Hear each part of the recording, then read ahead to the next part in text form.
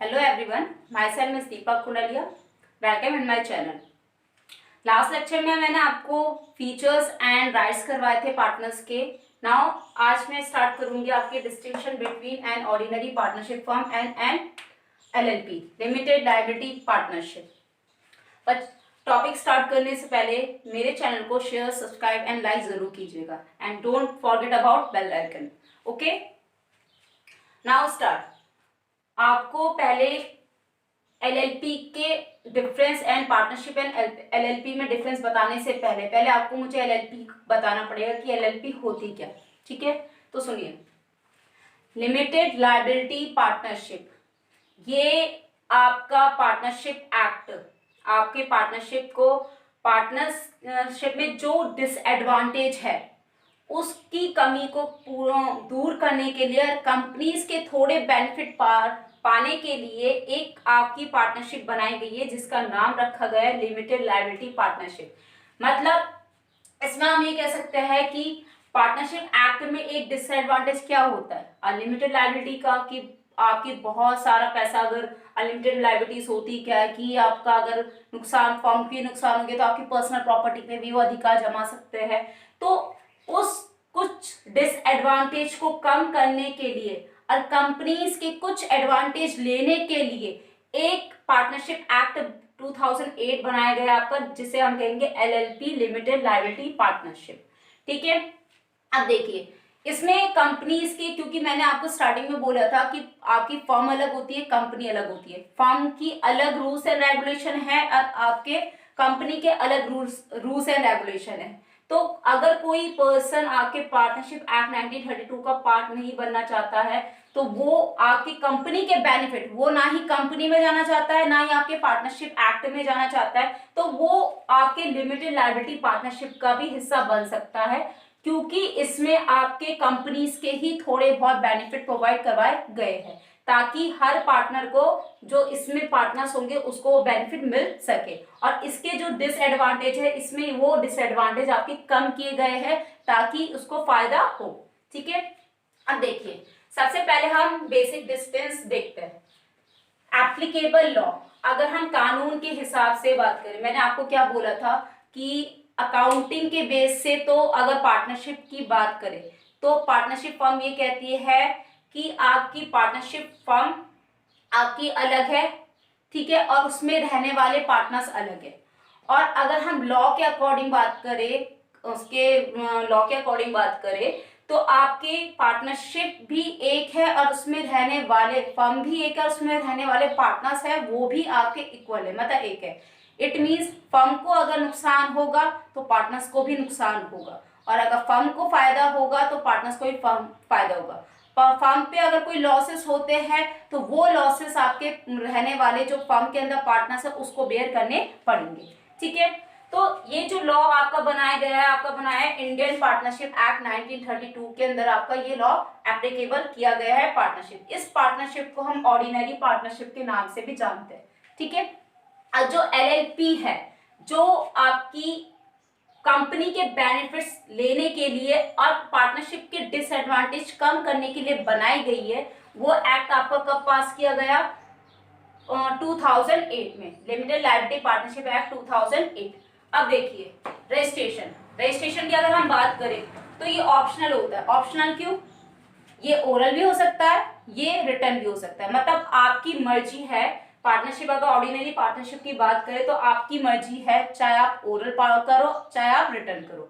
ठीक है, but LLP ने अगर कंपनी की कुछ लिया है, कंपनी के एडवांटेज पाने की कुछ कोशिश की है, तो कंपलसरी रजिस्ट्रेशन करवाना पड़ेगा, क्योंकि कंपनी में आपका रजिस्ट्रेशन कंपलसरी होता है.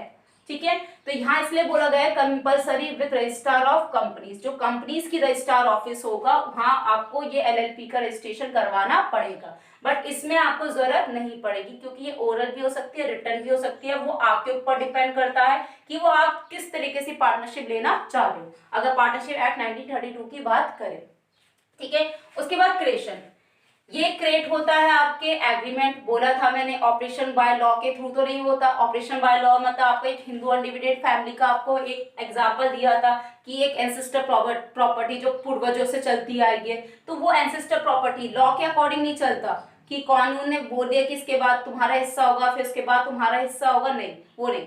ये एक एग्रीमेंट के बेस पे चलेगी जो दो लोगों के बीच में होगा या जितने भी पार्टनर्स होंगे उनके बीच में ये एग्रीमेंट किया जाएगा।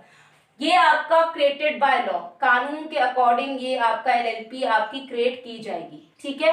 यहाँ एग्रीमेंट के बेस पे चलती है पार्टनरशिप, और ये जो एलएलपी है आपकी लॉ के बेस पे चलेगी। उसके बाद सेपरेट लीगल एंटिटी, मैंने क्या कहा था, it is not a separate legal entity. आपका बोला था कि ये सेपरेट लीगल एंटिटी नहीं होती। अकाउंटिंग के बेस पे करे तो ये सेपरेट लीगल एंटिटी है, अगर अकाउंटिंग के बेस पे ना चले तो ये आपकी सेपरेट लीगल एंटिटी नहीं है। इसका मतलब क्या, पार्टनरशिप फर्म भी एक ही है, अब पार्टनरशिप फर्म में रहने वाले पार्टनर्स भी एक ही है। फर्म को अगर लॉस होगा, नुकसान होगा, तो वो लॉस आपके पार्टनर्स को ही बेयर करना पड़ेगा। पार्टनर्स ही उस लॉस को पूरा करेंगे, कोई और पूरा नहीं करेगा। इसलिए आपका ये बोला गया है कि it is not a separate legal entity. जो पार्टनरशिप फर्म होती है उसमें रहने वाले जो पार्टनर्स होते हैं वो दोनों इक्वल माने जाते हैं, इसलिए वो एक दूसरे से सेपरेट नहीं है, अलग नहीं है कि पार्टनर्स अलग, पार्टनर्स की अलग एंटिटी है, पार्टनर्स की फर्म अलग एंटिटी नहीं। अब अगर हम एलएलपी की बात करें तो कंपनी के बेनिफिट ले रही है ये, तो कंपनी की बेनिफिट की बात करें तो कंपनी में जो मेंबर्स होते हैं वो अलग होते हैं और कंपनी जो होती है वो अलग होती है। तो इसलिए उसके बेनिफिट लेने के लिए एलएलपी में भी क्या लिखा गया है, it is a separate legal entity. इसकी खुद की लीगल मतलब इसमें रहने वाले जो लोग होंगे, पार्टनर्स होंगे, वो अलग कहलाएंगे, उनकी लीगल अपनी एंटिटी सेपरेट होगी। और जो एलएलपी है वो लिमिटेड लायबिलिटी पार्टनरशिप है, वो आपकी सेपरेट लीगल एंटिटी मानी जाएगी। मतलब दोनों अलग अलग है। लिमिटेड लायबिलिटी पार्टनरशिप में जो है उसमें लिमिटेड लायबिलिटी पार्टनरशिप भी अलग है और उसमें रहने वाले पार्टनर्स भी अलग कहलाएंगे, ठीक है। तो it is a separate legal entity. उसके बाद परपेचुअल सक्सेशन। परपेचुअल सक्सेशन का मतलब क्या होता है, कोई भी मेंबर अगर कंपनी के अकॉर्डिंग या फिर अगर पार्टनरशिप के अकॉर्डिंग पार्टनर्स की बात करें तो कोई भी पार्टनर्स अगर जा रहा है या फिर आ रहा है तो आपकी कंपनी को फर्क नहीं पड़ेगा। देखो यहाँ क्या बोला गया, partnership do not have perpetual succession. क्यों क्यों इसलिए बोला गया है कि यहाँ पर अगर कोई एडमिशन लेगा, नया पार्टनर जुड़ेगा तब भी फर्म को इफेक्ट पड़ेगा। अगर पुराना पार्टनर छोड़ के जाता है या उसकी डेथ हो जाती है तब भी आपके पार्टनरशिप फर्म को फर्क पड़ेगा इन पार्टनरशिप एक्ट 1932।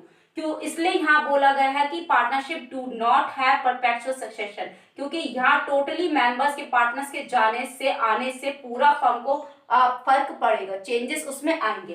बट अगर अब इसने ले ली है कंपनी के कुछ बेनिफिट, एलएलपी ने ले लिखा है कि कंपनी कुछ बेनिफिट, तो कंपनी का क्या रूल होता है कि परपेचुअल सक्सेशन कैसे काम करता है। परपेचुअल सक्सेशन का मतलब होता है कि कंपनी में कोई भी मेंबर अगर आ रहा है तो तब भी कंपनी को कोई फर्क नहीं पड़ने वाला, और कंपनी में कोई भी मेंबर अगर जा रहा है छोड़ के तो उसे कंपनी को तब भी कोई फर्क नहीं पड़ने वाला। तो इसलिए यहाँ ये इसके बेनिफिट लिए है कंपनी के, तो एलएलपी में भी कुछ परपेचुअल सक्सेशन दिया गया है। देखो, it has perpetual succession and individual partners में कम एंड गो। कोई भी जो भी इंडिविजुअल पार्टनर्स है वो इजिली आ भी सकता है, इजिली जा भी सकता है, उसे ना आने से कोई रोके ना ही उसे कोई जाने से कोई रोकेगा, ठीक है। और आ रहा है तो अच्छी बात है, नहीं जा रहा है तो तब भी अच्छी बात है, कंपनी को कोई फर्क नहीं पड़ने वाला। और वही चीज आपकी लिमिटेड लायबिलिटी पार्टनरशिप को भी कोई फर्क नहीं पड़ने वाला।